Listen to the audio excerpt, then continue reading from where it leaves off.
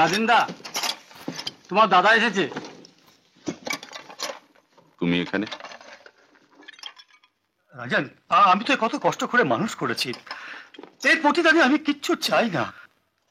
শুধু না হয় এই দাদাকে একটু ভিখারি মনে করে ভিক্ষে দিলি। তোর বৌদির অসুখটা আবার বেড়েছে। তোমাকে না বলেছি দাদার পরিচয় নিয়ে এখানে আসবে না? আমার একটা সম্মান আছে। রাজন বাবু, আমি সব শুনেছি। আসলে আপনার দাদার বোঝা উচিত যে সব পরিচয় সব জায়গায় দেওয়া উচিত নয়। হ্যাঁ, এই কথাটাই আপনি ওকে ভালো করে বুঝিয়ে দিন। সেটা আপনার দাদাকে বুঝাবো না, বুঝাবো আপনাকে।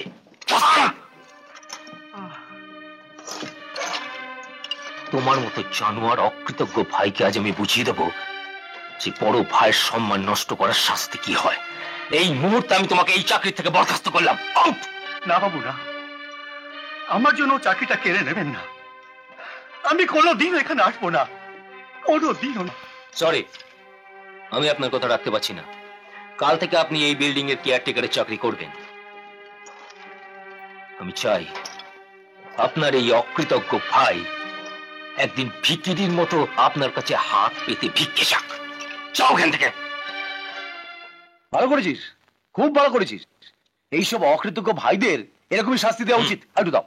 দেখো, হ্যাঁ, তোমার ধারণা ছিল এই সমাজ সংসারের প্রতিটি ভাই আমাদের সুমনের মতো, কিন্তু আমি বলছি সুমনের মতো ভাই সব সংসারে থাকে না, শুধুমাত্র আমাদেরই আছে। প্রশংসা বেশি করো না বৌদি, পরে দুঃখ পেতে পারো। কেন রে? আমার প্রশংসা করলে তোর হিংসে হয় বুঝি? হওয়াটাই খুব স্বাভাবিক রে, কারণ তুই একটা ছেলে আর তুই চাকরি করিস, সংসারে কিছুটা দায়িত্ব নিয়েছিস, আর আমি তো একটা মেয়ে। আমি তো শুধু দাদা টাকা খরচা করছি আর। আচ্ছা বৌদি, আমার দ্বারা কিছু হবে বলে মনে হয় না? না সুমনা, তুই যা কিছু করবি স্বামীর বাড়িতে, ওটাই মেয়েদের আসল ঠিকানা।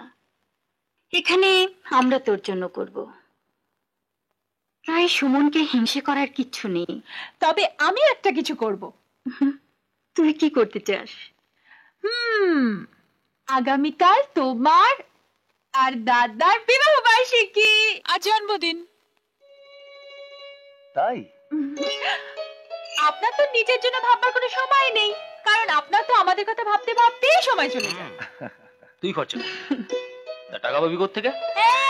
টিফিনের পয়সা জমিয়েছি বুঝলি, শুধুমাত্র কাল দাদার বৌদিকে একটা দারুণ সারপ্রাইজ দেবো বলে।